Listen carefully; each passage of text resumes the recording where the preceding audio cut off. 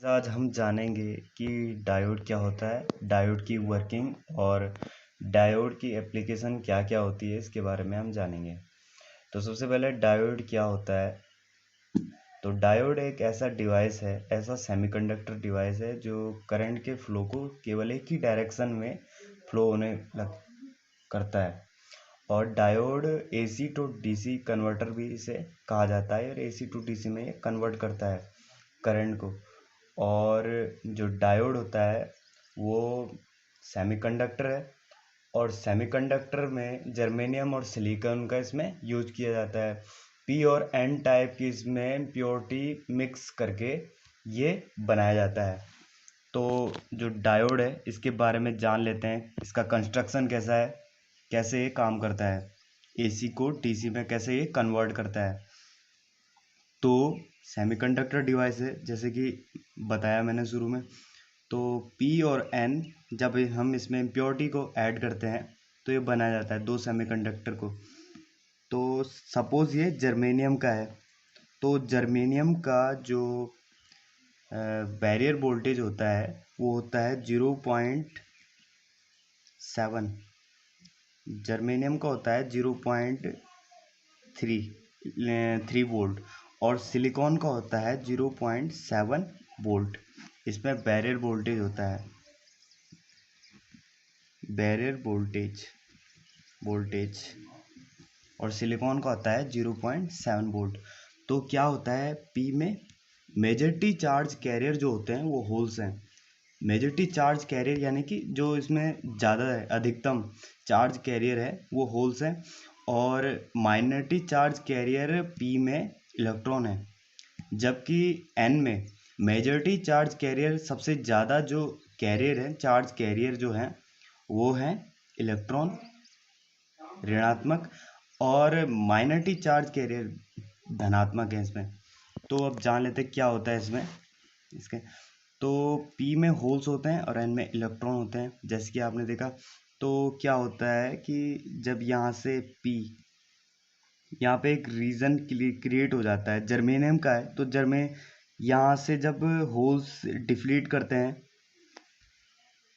इधर इलेक्ट्रॉन की तरफ, और यहाँ से इलेक्ट्रॉन यहाँ डिप्लीट करते हैं, तो यहाँ पे एक वोल्टेज क्रिएट हो जाता है। इस वोल्टेज को कहते हैं हम बैरियर वोल्टेज, बैरियर वोल्टेज। तो इलेक्ट्रॉन ना तो इधर इधर मूव, ना तो इधर मूव होंगे, ना होल्स इधर मूव हो सकते हैं। तो हम इसमें अप्लाई करेंगे पोटेंशियल। तो इसमें बायसिंग यूज करते हैं। पोटेंशियल में इसमें दो बायसिंग की जाती है, एक तो forward bias, second reverse bias. तो फॉरवर्ड बायस में देख लेते हैं।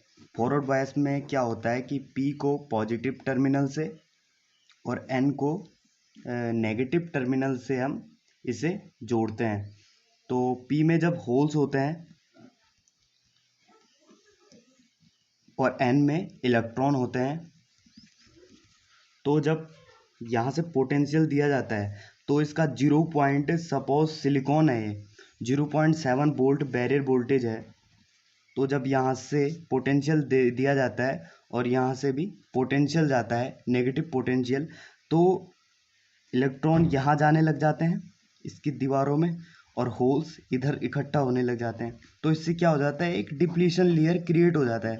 डिप्लीशन लेयर क्रिएट होने के कारण डिप्लीशन लेयर क्रिएट हो जाता है, तो इस डिप्लीशन लेयर को इसके थ्रू यही तोड़ सकता है। तो ये पोटेंशियल अपना लगाएगा, तो इससे यहाँ पे जो इलेक्ट्रॉन है, तो इलेक्ट्रॉन इसकी तरफ मूव होने लग जाएंगे, इसकी तरफ अट्रैक्ट होने लग जाएंगे। तो करंट हमारा कुछ इस डायरेक्शन में फ्लो होने लग जाएगा, मूव होने लग जाएगा इस डायरेक्शन में।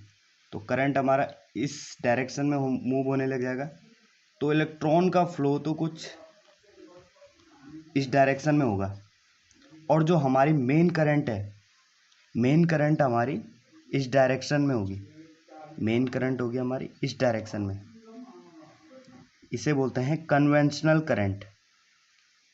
इलेक्ट्रॉन का फ्लो इस डायरेक्शन में और कन्वेंशनल करंट हमारी इस डायरेक्शन में होगी, तभी बोलते हैं पॉजिटिव डायरेक्शन में हमारी करंट, पॉजिटिव टू नेगेटिव हमारी करंट का फ्लो होता है, क्योंकि चार्ज होता है वो इलेक्ट्रॉन के विपरीत दिशा में बहता है।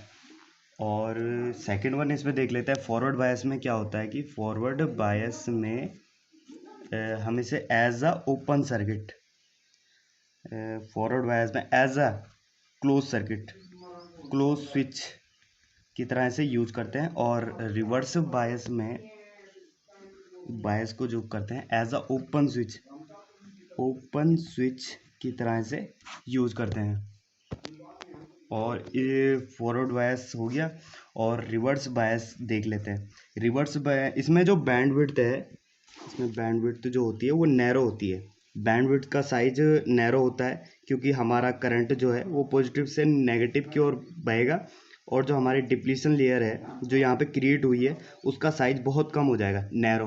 बैंडविड्थ साइज इसमें, बैंडविड्थ इसमें हो जाएगी नैरो, नैरो नैरो होगी। और रिवर्स बायस में क्या होगा कि रिवर्स बायस में इसे बिल्कुल उल्टा जोड़ लेंगे, पॉजिटिव को नेगेटिव से और नेगेटिव को पॉजिटिव से इसे ऐड कर लेंगे, तो ये रिवर्स बायस हो गया। तो इसमें यहाँ पे पॉजिटिव टर्मिनल होंगे, पॉजिटिव होंगे होल्स, और यहाँ पे नेगेटिव यानी कि इलेक्ट्रॉन होंगे। तो यहाँ से जब नेगेटिव है यहाँ पे पॉजिटिव है, तो इलेक्ट्रॉन पॉजिटिव है यहाँ पे, तो ये इसकी तरफ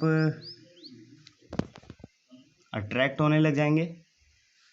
तो यहाँ से यहाँ इलेक्ट्रॉन यहाँ इकट्ठा हो जाएंगे, इकट्ठा इसकी दीवारों में, और होल्स यहाँ पे इसकी दीवारों में इकट्ठा हो जाएंगे।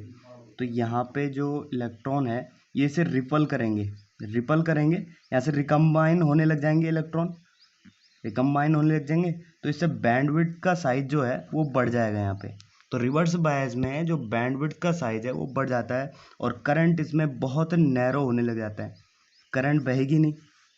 यहाँ से रिपल कर रहा है ऋणात्मक, यहाँ पे इलेक्ट्रॉन इसमें ऋणात्मक पोटेंशियल को यहाँ पे पुश कर रहा है, और होल्स यहाँ पे इसे पॉजिटिव को पुश कर रहा है। तो इसमें बैंडविड्थ का साइज ज़्यादा हो जाता है, बैंडविड्थ साइज इसमें ज़्यादा हो जाएगा, लार्ज।